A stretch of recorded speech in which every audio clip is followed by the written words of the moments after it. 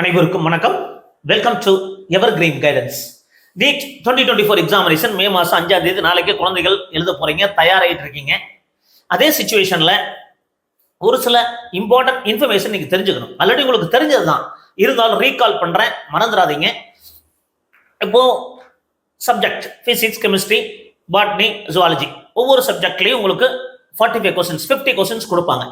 So part ஏல 35 questions, part பில 15 questions. இந்த 35ல நீங்க 35 அட்டன் பண்ணலாம், இந்த 15ல 10 அட்டன் பண்ணா போதும். இதுல தான் சம்டைம்ஸ் மாணவர்கள் மிஸ்டேக் பண்ணுவாங்க. அப்ப இதை கவனமா பாருங்க. இந்த வீடியோ நிறைய மாணவர்களுக்கும் பெற்றோர்களுக்கும் ஷேர் பண்ணுங்க, மறந்துடாதீங்க. எங்க சேனல் பிடிச்சிருந்தா சப்ஸ்கிரைப் பண்ணுங்க, எங்களுக்கு என்கரேஜ்மெண்டா இருக்கும். ஸோ பார்ட் ஏ பொறுத்த வரைக்கும் எல்லா கொஸ்டின்ஸ் நீங்க அட்டன் பண்ணணும், அட்டன் பண்ணாம விடலாம். பட் நீங்க கரெக்டா இருந்தீங்க அப்படின்னா கரெக்ட் ஆன்சர்ஸ்க்கு 4 மார்க் உங்களுக்கு தெரியும், இன்கரெக்ட் ஆன்சர்ஸ்க்கு -1 மார்க். தவறா எழுதிட்டீங்கன்னா 1 மார்க் மைனஸ் ஆயிடும். ஆன்சரே பண்ணலைன்னா பிரச்சனை இல்லை. அப்போ நீங்க தெளிவா தெரிஞ்ச கேள்விகளுக்கு ஃபர்ஸ்ட் அட்டன் பண்ணிடணும். ஒரு ஆசிலேஷனா இருக்கு அப்படின்னா அதெல்லாம் நீங்க கடைசியா பார்த்து பொறுமையா அட்டன் பண்ணணும். ஸோ இது ஒரு பக்கம் இருக்கு. இப்போ நாளைக்கு பின்னாடி ஆன்சர் பண்ணும்போது பாத்தீங்கன்னா, இஃப் நீங்க கொஸ்டின் படிக்கிறீங்க, அதுல 2 ஆன்சர் சரியா இருக்கிற மாதிரி இருக்கு. If more than 1 option is found to be correct, 4 mark will be given for எதை அட்டன் பண்ணியிருந்தாலும் மார்க் பின்னாடி கொடுப்பாங்க. ஃபார் எக்ஸாம்பிள், ஒரு கேள்விக்கு ஒரு ஆன்சர் தான் கரெக்டா இருக்கணும். சம்டைம்ஸ் ஒன்று இதுவும் சரியா இருக்கிற மாதிரி இருக்கு, அது சரியா இருக்கிற மாதிரி இருக்குன்னா அந்த மாதிரி அட்டன் பண்ணீங்கன்னா எது ஒன்று அட்டன் பண்ணாலும் மார்க் கொடுப்பாங்க. If all options are found to be correct, 4 mark will be awarded to the attempted the question. எல்லாமே கரெக்டா இருக்குன்னா அட்டன் பண்ண எல்லாத்துக்கும் மார்க் கொடுத்துருவாங்க.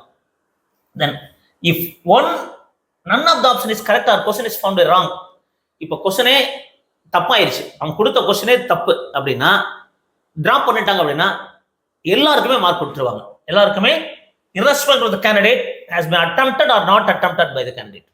அது பார்ட் ஏவை பொறுத்த வரைக்கும் சாய்ஸ் இல்லைங்கிறதுனால ஒரு தவறான கேள்வியா இருந்ததுன்னா எல்லாருக்குமே மார்க் கொடுத்துருவாங்க. இது லாஸ்ட் இயர் நடந்தது. இப்போ பார்ட் பி பொறுத்த வரைக்கும் நீங்க 4 mark for correct answer, wrong answer அப்படின்னா -1, அன்ஆன்சர்னா 0. இதுல மிக முக்கியமா நீங்க கவனிக்க வேண்டியது, if more than 1 option is found to be correct, then 4 mark will be awarded to the mark any one of the correct option. அது ப்ராப்ளம் கிடையாது. If question is found to be wrong, incorrect, இங்க தான் நீங்க கவனிக்கணும், incorrect or the question paper is dropped, then 4 mark will be awarded to all those who have attempted the question.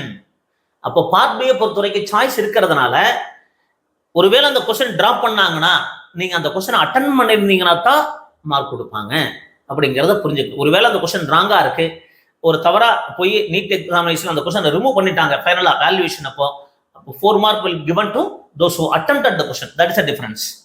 So candidate advice do the calculation of the concept. இதுல மிக முக்கியமா இன்னொரு நீங்க கவனிக்க வேண்டியது, candidate need to attempt any 10 questions out of 15 questions. 10 கேள்விகள் attend பண்ணணும் out of 15 questions.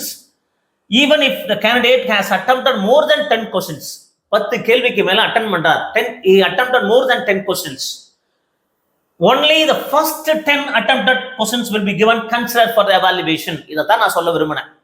இப்போ நீங்க 15 கேள்விகள் இருக்கு, 15 கொஸ்டின்ஸ் இருக்கு. இத 15 கொஸ்டின்ஸ்ல நீங்க தெரியாம ஒரு 12 கொஸ்டின்ஸ் அட்டன் பண்ணிட்டீங்க.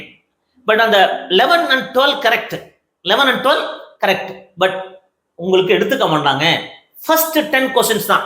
நீங்க ஃபர்ஸ்ட் 10 கொஸ்டின்ஸ்ல 2 தவறா போயிடுச்சு ஃபார் எக்ஸாம்பிள், ஆனா இதுல இந்த 2 கரெக்ட் அப்படின்னா first 10 question only be considered for the evaluation.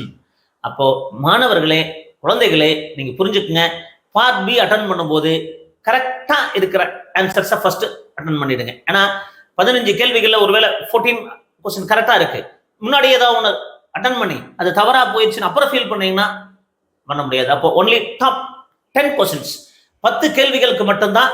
For example, நீங்க 13 கொஸ்டின்ஸ்ல 10 அட்டன் பண்ணிட்டீங்க, 14th நீங்க ஒரு கரெக்டா அட்டன் பண்ணிட்டீங்கன்னா அந்த 14th கொஸ்டின் எடுத்துக்க மாட்டாங்க. தேர்ஃபோர் அட்டன் பண்ணதுல முதல் 10 கேள்விகளுக்கு மட்டும்தான் கன்சிடர் பண்ணுவாங்கிறத புரிஞ்சுக்குங்க.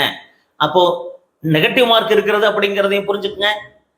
பார்ட் ஏலையும் நெகட்டிவ் மார்க் இருக்கு, பார்ட் பிலையும் நெகட்டிவ் மார்க் இருக்கு.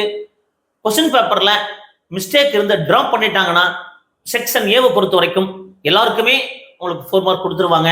செக்ஷன் பியை பொறுத்த வரைக்கும் யார் ஆன்சர் பண்ணாங்களோ, யார் அட்டன் பண்ணாங்களோ அவங்களுக்கு மட்டும் 4 மார்க் கிடைக்கும். செக்ஷன் பி அதுல நீங்க ஃபர்ஸ்ட் 10 கேள்விகள் மட்டும்தான் கன்சிடர் பண்ணுவாங்க. பின்னாடி நீங்க 12வது கேள்வி அட்டன் பண்றீங்க, அது எக்ஸ்ட்ராவா அட்டன் பண்ணீங்கன்னா அதை கன்சிடர் பண்ண மாட்டாங்க அப்படிங்கிறது புரிஞ்சுக்குங்க. ஸோ இந்த நேரத்துல மாணவர்கள் தெளிவா பொறுமையா இருங்க, நல்லா ப்ரிப்பேர் பண்ணுங்க. கடைசி நாள் டென்ஷன் ஆக வேண்டாம், ரிலாக்ஸா இருங்க.